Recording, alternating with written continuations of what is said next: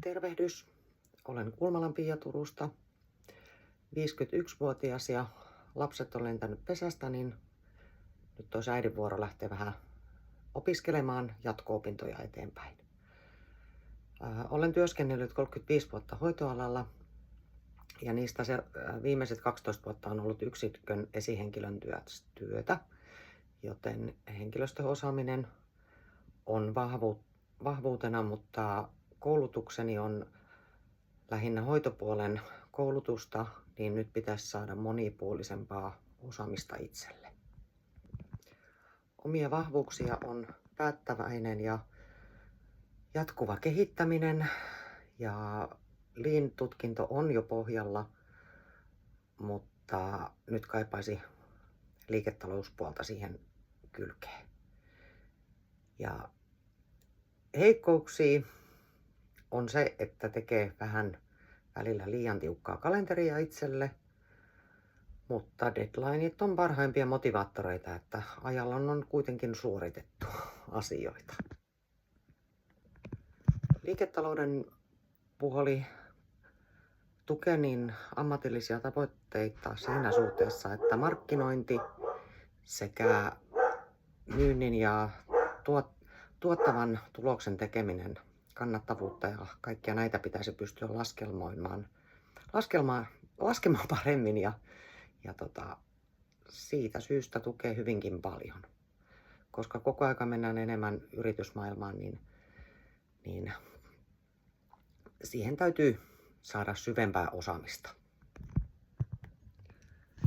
Korkein koulutukseni on hoitopuolelta ylempi AMKi ja sitten Lean-tutkinto.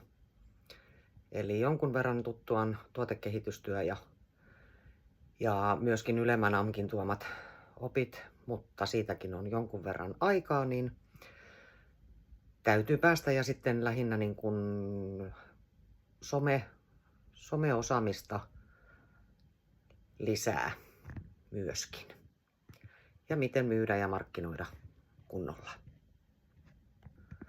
Vaikka työkokemus on hoitopuolelta, niin tilanteita on ollut hyvin erilaisia ja henkilöstöhallinnon keissejäkin on ollut jos jonkin näköisiä matkan varrella. Mutta nyt todellakin se taloudellinen puoli tarvii saada siihen osaamisen lisäksi.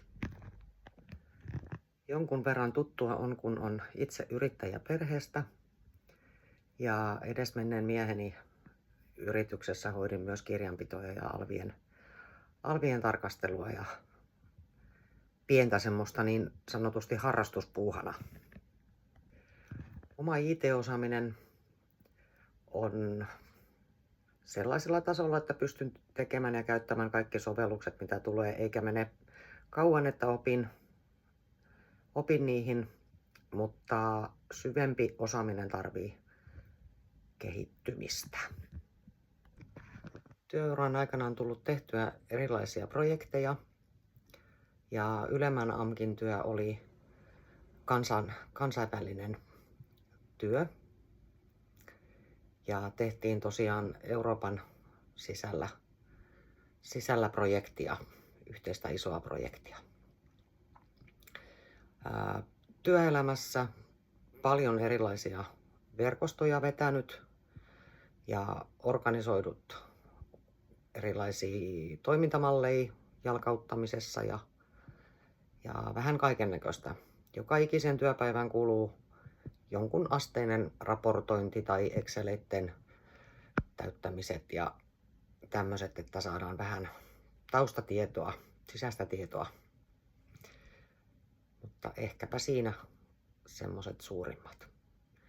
Esiintymisvarmuutta toki kaipaa myös, kun vähän nämä passaa jännittämään nämä tilanteet. Kiitoksia.